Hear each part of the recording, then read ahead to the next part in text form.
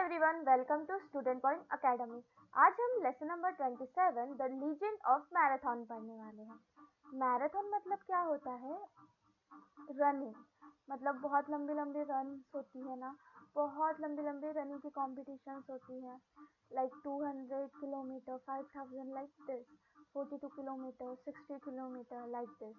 उसके लीजेंड मतलब ऐसे फेमस व्यक्ति, फेमस पर्सन जो उस मैराथन में या उस स्पोर्ट में क्या है, जीते हैं, ठीक है, विन हुए हैं वो। तो अब हम पढ़ेंगे lesson number 27 the legend of marathon. The marathon is a sporting event. Marathon क्या है? एक स्पोर्टिंग इवेंट है। स्पोर्टिंग मतलब खेल, है ना, खेल का इवेंट है। It is a running race of about 42 kilometre. ये क्या है? रनिंग रेस है अबाउट 42 किलोमीटर की। The word marathon also means a task or an event that lasts a long time and require a lot of effort and patience. Marathon का मतलब भी क्या होता है? एक टास्क या इवेंट जो लॉन्ग टाइम तक हो और बहुत सारे एफर्ट जिसमें लगते हैं और पेशेंस लगता है। देखो, मैराथन एक स्पोर्टिंग इवेंट है, ठीक है, जहां पर हम रेस में पार्टिसिपेट करते हैं, जो कि रनिंग रेस होती है, ठीक है। मैराथन का और भी एक मतलब होता है, जिसका मतलब है कोई भी टास्क या इवेंट बहुत लंबे समय तक करना, जिसमें बहुत ज्यादा एफर्ट और पेशेंस की जरूरत होती है। The first marathon race was organized at time of first Olympic game which were held in Greece. जो पहली मैराथन रेस थी वो ऑर्गेनाइज कब हुई थी? जब फर्स्ट ओलंपिक गेम्स हुए थे ग्रीस में, तब। The marathon was started in the memory of legendary Greek hero Phidippides, who had carried an important message from the Battle of Marathon of Athens. Now, जो marathon है वो किसके memory के लिए स्टार्ट की गई थी? लीजेंडरी ग्रीक के हीरो थे फिडिपिडेस, उनके याद में मैराथन को स्टार्ट किया गया था, जो एक मैसेज कैरी करता है मैराथन टू एथेंस, मतलब एक बैटल हुई थी एथेंस में उसका। Given below is the story of his famous run from Marathon to Athens. जो यहाँ पे चैप्टर है वहां पे हमारे पास बहुत ज्यादा फेमस स्टोरी है, एक फेमस स्टोरी है फेमस रन की मैराथन से एथेंस तक। We do not know whether the story is historically accurate. हमें नहीं पता कि जो स्टोरी है वो हिस्टोरिकली एक्यूरेट है या नहीं, but it has inspired many generation of sportsman. But इसने बहुत सारी जनरेशन को क्या किया है? इंस्पायर किया है। बहुत सारे स्पोर्ट्समैन जनरेशन को, बहुत सारे स्पोर्ट्स पर्सन को इस स्टोरी ने क्या किया है?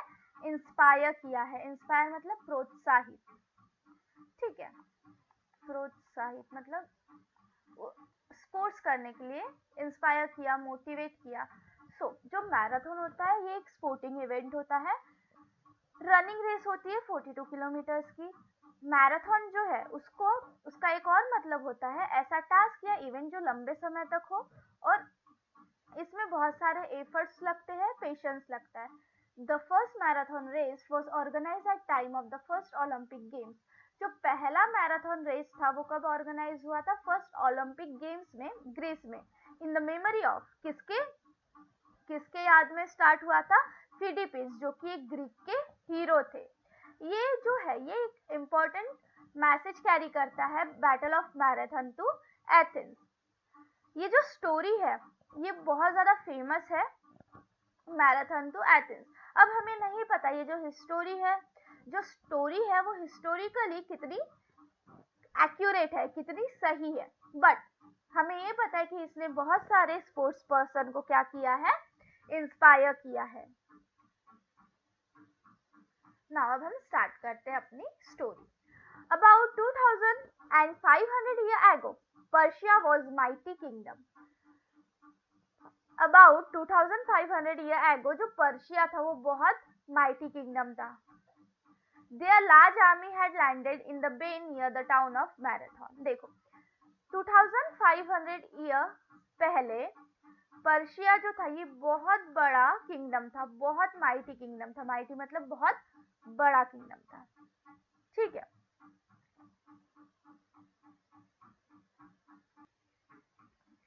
बहुत ताकतवर किंगडम था, बहुत स्ट्रॉन्ग या माइटी किंगडम था। उनकी जो लार्ज आर्मी थी वो एक टाउन था मैराथन, उसके बे के नियर बहुत ज्यादा लार्ज उसकी आर्मी थी। Their target was Athens, a city state in Greece. उनका जो टारगेट था, मतलब देखो पर्शिया बहुत माइटी किंगडम था, उसके बाद बहुत सारे लार्ज आर्मी थी, जो कि एक मैराथन टाउन है उसके नियर एक बे है, मतलब खाड़ी है, वहां पे गई हुई थी। और उन्होंने टारगेट किया था एथेंस सिटी को, जो कि ग्रीस की एक स्टेट है। Athens had a small army compare to Persian one.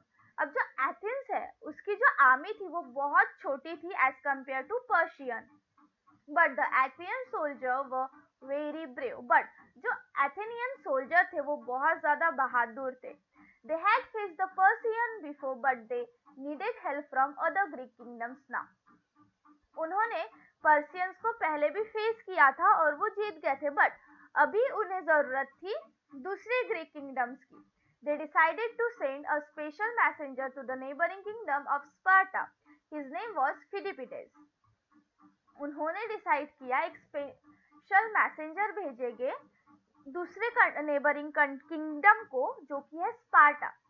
और वो जो मैसेंजर था उसका नाम क्या था? फिडिपिडेस। तो यहाँ पे हमने क्या देखा, पर्शिया एक माइटी किंगडम था जो कि अपनी जो आर्मी है उसने उस आर्मी को भेजा था मैराथन टाउन में, जो कि एक बे में जो कि नियर थी मैराथन टाउन के। और उनका जो टारगेट था वो था एथेंस सिटी, जो कि ग्रीस में है। एथेन एक स्मॉल आर्मी थी as compare to Persian, but जो एथेनियन सोल्जर थे वो बहुत ज्यादा ब्रेव थे। उन्होंने पर्शियंस को पहले भी फेस किया था, बस इस टाइम उन्हें ग्रीक के दूसरे किंगडम की भी जरूरत थी। उन्होंने डिसाइड किया कि वो एक मैसेंजर भेजेंगे अपने नेबरिंग किंगडम को, अपने नेबरिंग राज्य को, जिसका नाम था स्पार्टा। हिज नेम वाज, अब देखो जो मैसेंजर था उसका नेम क्या था? Pheidippides. Pheidippides was a young man who serve as a day longer run. Pheidippides क्या था? एक यंग मैन था जो पूरा दिन भागता था। He ran to Sparta like the wind. वो स्पार्टा में गया एक विंड की तरह। He covered the distance of nearly 100 kilometre in a day.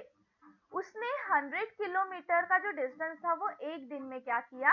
Cover किया। But alas the people of Sparta were busy with some ceremonies. But दुख की बात है, जो स्पार्टा के पीपल्स थे वो कुछ सेरेमनीज में बिजी थे। They didn't want to join the battle immediately.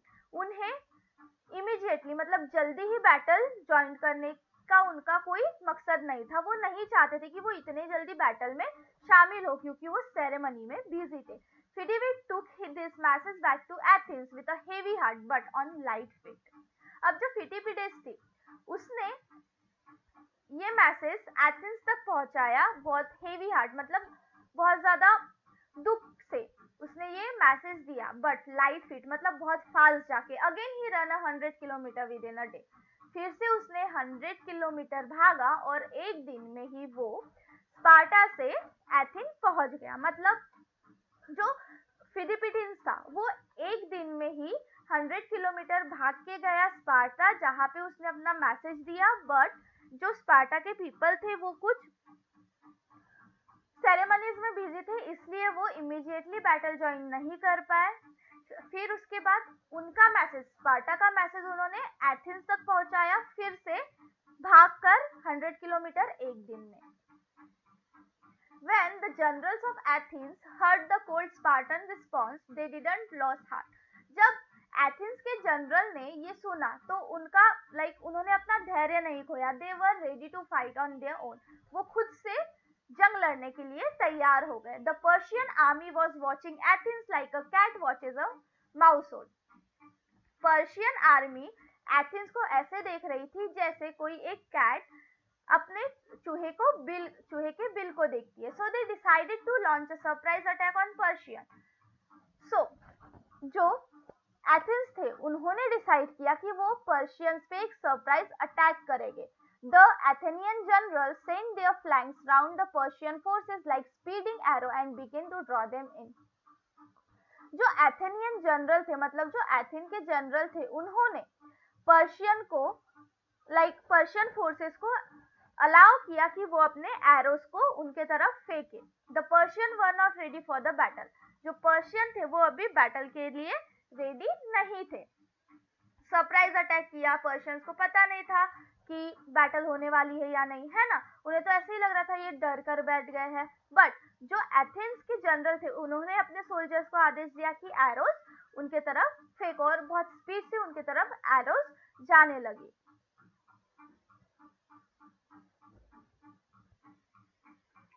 Even so, they were skilled archer. They showered arrow on the soldier of Athens. वो skilled archers थे, but उन्होंने भी पर्शियंस ने भी एथेंस के सोल्जर्स पे एरोस ताका. एरो मतलब जैसे धनुष रहता है ना, उसकी बाण, धनुष की जो बाण रहती है, इस टाइप से अपना धनुष रहता है और यहाँ पे एक बाण रहती है जो कि उनके तरफ हम फेंकते हैं. But the arrow simply fell of their helmet and strong armours. देखो, पर्शियन सोल्जर्स भी बहुत ज्यादा स्किल्ड थे, उन्होंने भी एरोस एथेंस सोल्जर्स पे फेंके. बट जो एरोस थे वो जो एथेंस थे उन्होंने हेलमेट्स पहना था, उनके पास स्ट्रॉन्ग आर्मर्स थी, तो वो नीचे गिर गई. Also the Athenians knew their sea shore well. और उन्हें अपने सी शोर भी बहुत अच्छे से पता थे. The Persian were new to the terrain. But जो पर्शियन थे वो उस रीजन में नए थे. Many of them were killed. बहुत सारे जो पर्शियन सोल्जर्स थे वो मारे गए. Many more were injured. उनसे ज्यादा इंजर्ड हुए. Some of them were lost in the marshy area. और कुछ दलदली इलाकों में क्या हो गए, लॉस्ट हो गए. The brave Athenians draw back every single remaining Persian soldier back to their ship anchored in the bay. अब जो ब्रेव एथेनियंस थे उन्होंने सारे पर्शियन सोल्जर्स को अपने शिप में भेज दिया. The battle was over within a few hour. और कुछ ही समय में, कुछ ही घंटों में जो बैटल था वो खत्म हो गया. मतलब यहाँ पे हमने क्या देखा इस पैरा में कि स्पार्टा ने तो बंद कर दिया था, मतलब उसने बोला हम इमीडिएटली ज्वाइन नहीं कर सकते. तो जो एथेन के जनरल थे उन्होंने बोला ठीक है चलो कोई ना, हम ही लड़ेंगे. तो एथेन ने एक सरप्राइज अटैक प्लान किया और उन्होंने पर्शियंस पे एरो छोड़े. ठीक है, अब पर्शियन सोल्जर्स ने भी अटैक किया, काउंटर अटैक किया. बट पर्शियन सोल्जर्स उस एरिया में नए थे, उन्हें सी शोर्स के बारे में पता नहीं था. एरिया में नए होने के कारण कुछ सोल्जर्स थे वो मार्शी एरियाज में भी लॉस्ट हो गए. एथेंस को सारा एरिया पता था. उन्होंने बहुत सारे सोल्जर्स को मार गिराया, उनसे ज्यादा सोल्जर्स को इंजर्ड किए और कुछ सोल्जर्स मार्शी एरियाज में घूम हो गए. अब जो एथेनियंस थे उन्होंने अपने अटैक से जितने भी पर्शियन सोल्जर थे उन्हें पीछे भगा दिया, मतलब उन्हें पीछे होने पे मजबूर कर दिया और बैटल वहीं पे क्या हो गया, खत्म हो गया. और ये बैटल कुछ घंटों ही चला. The battle was over but the Persian didn't accept defeat. Battle तो खत्म हो गया था बट पर्शियंस ने अभी तक अपनी हार एक्सेप्ट नहीं की थी. They saw that the entire army of Athens has rushed to the seashore, leaving the city of Athens far behind. उन्होंने देखा कि पूरी जो आर्मी थी एथेंस की वो चले गई सीशोर्स के तरफ और एथेंस सिटी को बहुत दूर छोड़कर. Only the aged people, women and children were left in the city. सिर्फ एजेड पीपल थे, वुमेन्स थी और चिल्ड्रन थे सिटीज में. The Persian now devise a new plan. अब पर्शियन एक नए प्लान के साथ है. देखो, जो आर्मी थी वो बैटल के बाद सी शोर के तरफ चले गए. सी शोर के तरफ चले गए सिटी को ऐसे ही छोड़ के. अब सिटी में कौन कौन थे, एजेड पीपल थे, वुमेन थी, एजेड पीपल थे, वुमेन्स थी, चिल्ड्रंस थे, यही सिटीज में बचे हुए थे. The Persian now devise a new plan. अब पर्शियन एक नए प्लान के साथ है. The sea route to the city of Athens was much shorter than the land route. अब वो सी रूट से आए. The Persian decided to take the sea route and pounce upon Athens from the sea side. Sea route जो था वो छोटा था as compare to land route. तो पर्शियन ने डिसाइड किया कि वो सी रूट से जाएंगे और एथेंस पर अटैक करेंगे. the Athenian army would take very long to travel back Athens on foot with their heavy armor and weapons. जब तक वो जाएंगे तब तक एथेनियन आर्मी को बहुत ज्यादा टाइम लगेगा फिर से एथेंस में आने के लिए with their heavy armor and weapons. Seeing the Persian, the defenseless people in the city of Athens would think that Athens had lost the battle. और ये देख के पर्शियंस को देख के पीपल सोचेंगे कि वो बैटल हार गए. Then it would be easy for the Persian to take over the city. फिर ये इजी हो जाएगा पर्शियंस के लिए कि वो सिटी पे अपना कब्जा जमा ले. The Athenian general too were good strategist. Athenian general के पास भी अच्छी स्ट्रेटेजी थी. When they saw the Persian fleet leave in a hurry, जब उन्होंने देखा कि जो पर्शियंस है वो बहुत हरीली जा रहे हैं, they understood the Persian plan. उन्हें पर्शियन का जो प्लान था वो समझ में आ गया. They resolved to go back to Athens as far as possible to defend it. और जनरल ने सोचा और वो लोग फिर से एथेंस की तरफ मतलब जो सिटी थी वहां पे जाने लगे जितना फास्ट हो सकता है उतना fast. But it was very necessary to let the people of Athens know that they had war. But उसके पहले ये जरूरी है पीपल्स को बताना कि हम वॉर जीत गए हैं. Then they would not open the city gate to the Persian. तो फिर वो पर्शियंस के लिए सिटी गेट ओपन नहीं कर पाएंगे. They would wait for the victorious Athenian army to return. और वो एंथेनियन आर्मी के लिए वेट करेगी. The city would be safe. और सिटी क्या रहेगी? सेफ रहेगी. Who would take this message to them? अब ये मैसेज कौन ले जाएगा? The message must be deliver before the Persian reach. और जो मैसेज है वो पर्शियन से पहले पहुंचना चाहिए. Who would travel faster than the Persian ship and to on a longer route? Who else but Pheidippides. कौन ज्यादा फास्ट जा सकता है पर्शियंस के शिप से? तो वो था फिडिपिडेस.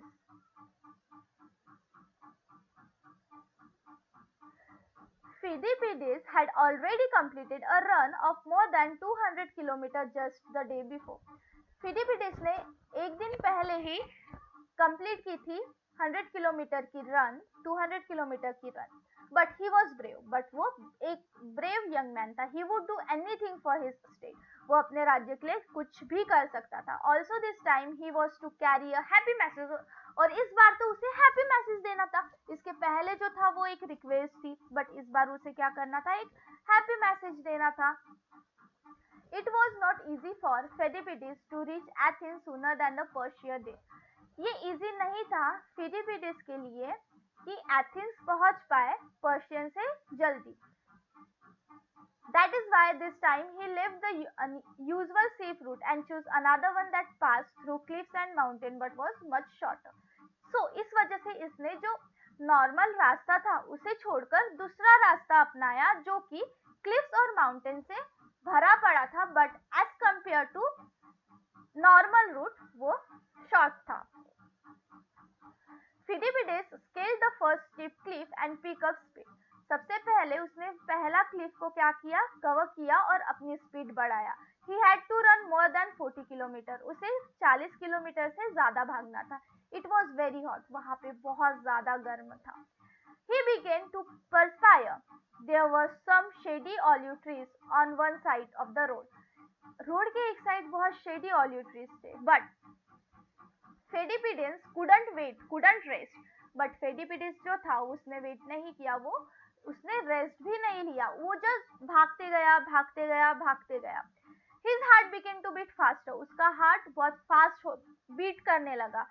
वो हंगर से, भूख से, प्यास से बहुत वीक होने लगा. बट वो खुद को रोका नहीं. उसने कंटिन्यू किया भागना. At last, Pheidippides came within sight of city gate of Athens. और आखिरी में जो फिडिपिडिस था वो सिटी गेट, एथेंस के सिटी गेट पे उसे एथेंस का सिटी गेट दिखने लगा. He was successful in his mission. He had reached before the Persian. वो अपने मिशन में सक्सेसफुल रहा और वो पर्शियन से पहले पहुंच गया. The people of Athens opened the gate Pheidippides. अब फिडिपिडिस के लिए जो एथेंस के पीपल्स थे उन्होंने गेट को ओपन किया.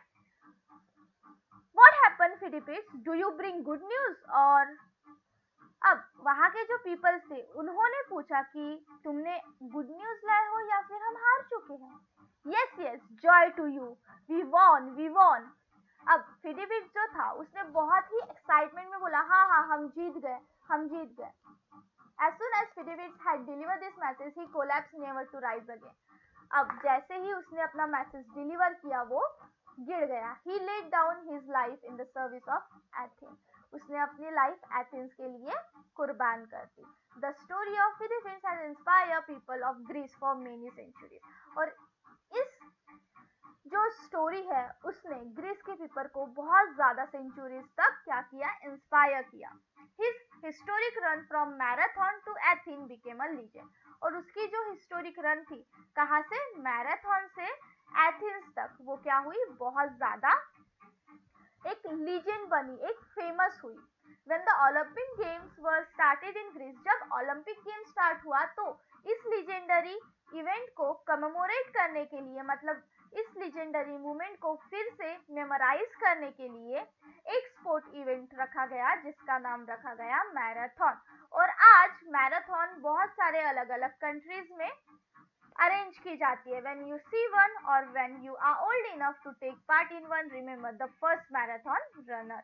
जब आप मैराथन को देखोगे या जब आप मैराथन में पार्ट लेने लायक हो जाओगे तो आप रिमेम्बर करोगे कि मैराथन फर्स्ट रनर कौन था, वो था फिडिपिडिस। ओके, तो यहाँ पे होता है हमारा lesson number 27 complete. Is that clear? Next lecture में हम क्वेश्चन आंसर्स करेंगे, तब तक के लिए पढ़ते रहो, चैनल को सब्सक्राइब कर लो, बेल आइकन प्रेस कर लो ताकि जब भी न्यू लेक्चर अपलोड हो आपको नोटिफिकेशन मिल जाए। ठीक है, मिलते हैं नेक्स्ट लेक्चर में। कोई डाउट है तो कमेंट में पूछो।